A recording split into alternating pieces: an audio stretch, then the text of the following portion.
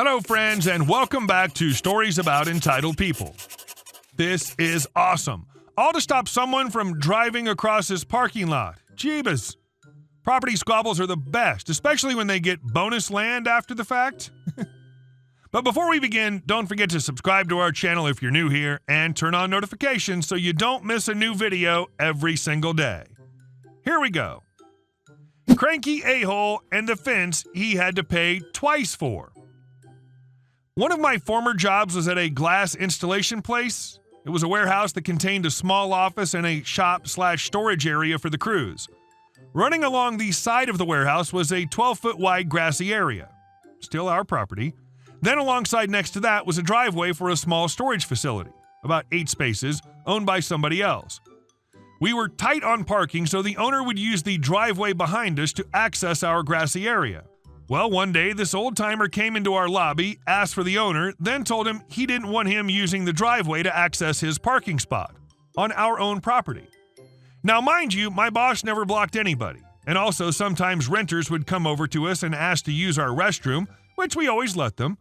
Sometimes they'd even temporarily park on our grass strip while they unloaded, and we never made a stink about that. Well, Mr. Cranky was having none of it. My boss even asked him nicely and got shot down. So to be a jerk, Mr. Cranky decided to have a chain link fence installed right where our grassy area meets his driveway.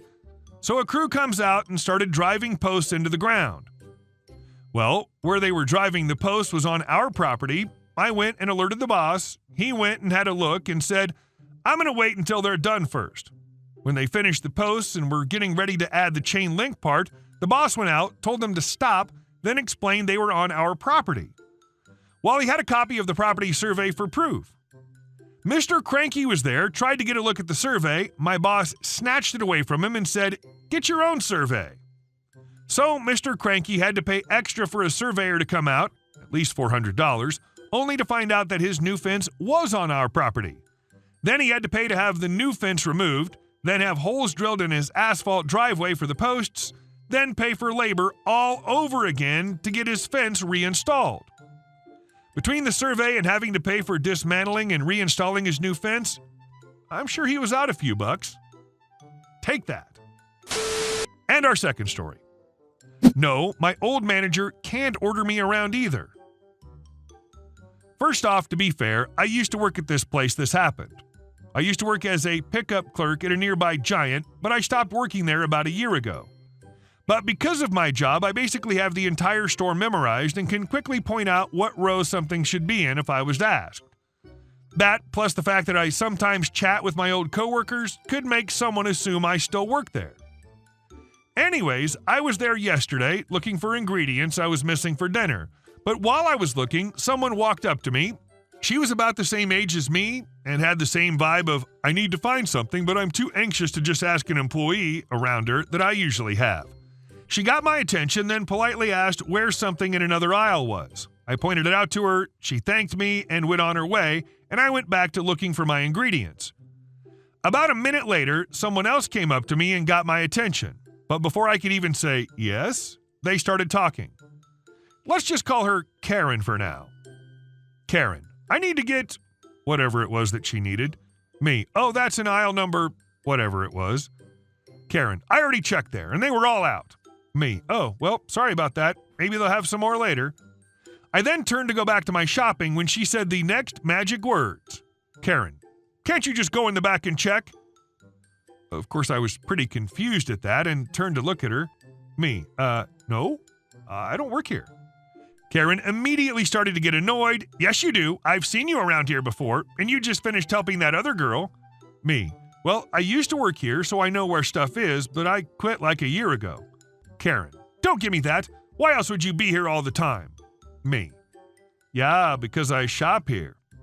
Karen started to look genuinely pissed when I said that for some reason, and I decided then was a perfect time to leave and avoid getting yelled at. I continued getting what I needed, constantly checking over my shoulder to make sure I wasn't being followed and probably looking incredibly suspicious. I finally got everything I needed and made a beeline towards the self-checkout area. Now, I should note that the self-checkout space is directly across from the customer service area, where you can look up and look directly at the self-checkout. I say that because when I finished bagging my stuff, I looked up to see the Karen from before talking to my old manager at the customer service desk.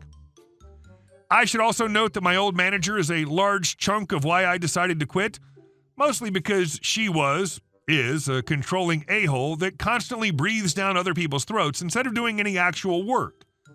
Surprisingly, she was doing her job for once and nodded along while Karen angrily ranted at her. I decided to ignore the two and started to head towards the exit, but of course, that was the exact moment Karen decided to look over and spot me trying to leave. She pointed at me and yelled, "Her! That girl, right there!" Of course, everyone stopped and started to stare at me, which would have made just leaving a lot more awkward, so I stopped in my tracks.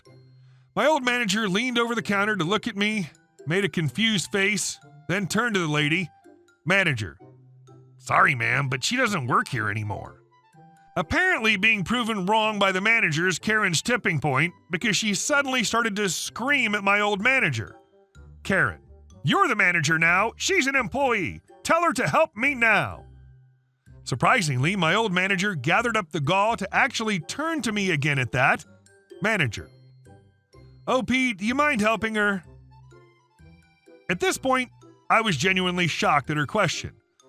I knew she'd do anything for a customer at her employee's expense, but I didn't think it would extend to people that didn't even work for her. "Me, are you going to pay me?" Manager, "No, but..." Me, "Then yes, I do mind. See ya." And before either of them could say anything, I walked out of the store. I heard Karen start yelling again, but I couldn't properly catch what she was saying before I fully exited the store and headed towards my car. Edit.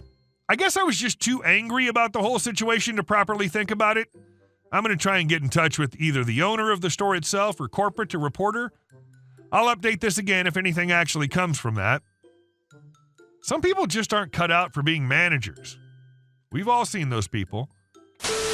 And our last story. Trespassing on our property and suing us?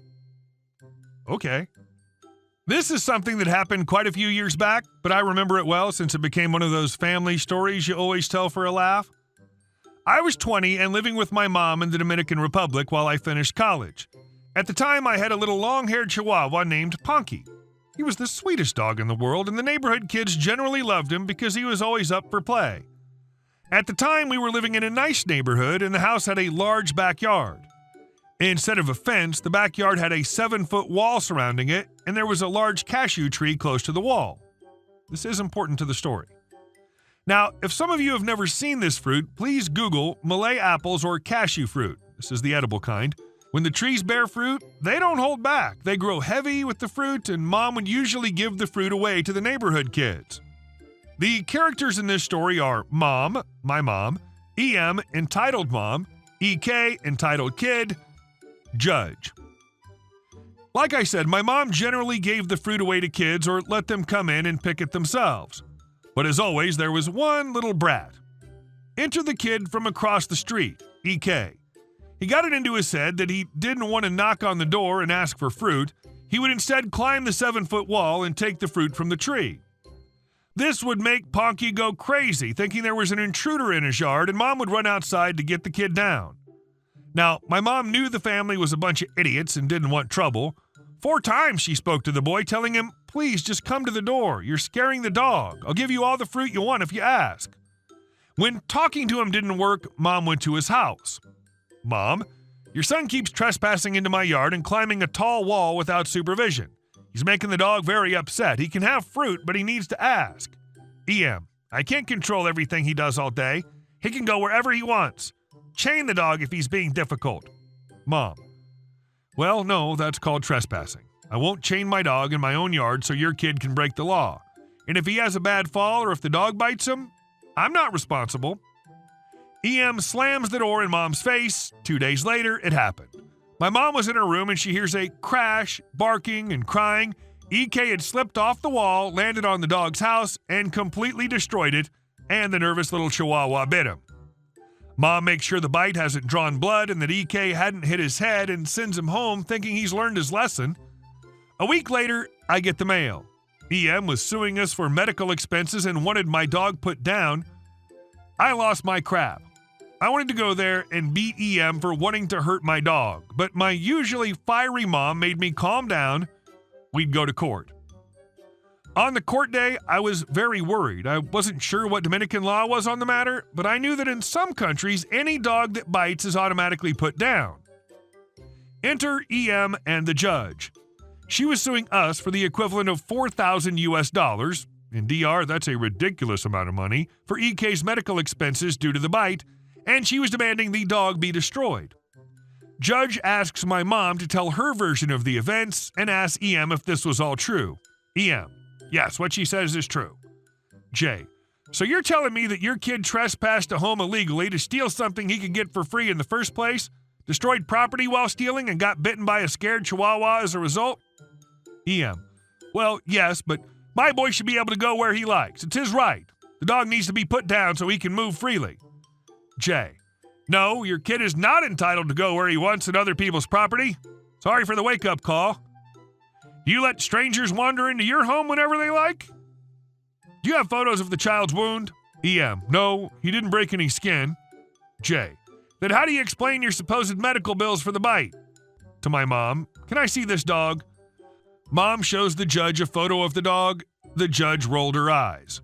J to EM: do you understand that if your child would have trespassed into a home with a large dog breed, he'd be dead? J to my mom: ma'am, you're free to go. If you decide to countersue for destruction of property and trespassing, feel free to. You have a good case. Mom: thank you, but I just want to go home. And assurance that they won't bother us again. EK didn't trespass again. EM did end up having to pay Mom's legal fees, though. Oh no, it's the all-powerful Chihuahua, known for biting ankles, riding in purses, and barking for hours on end. Watch out, it's a deadly 6 pounds or less of it. Hey guys, thank you all for watching the video. I'll see you in the next one.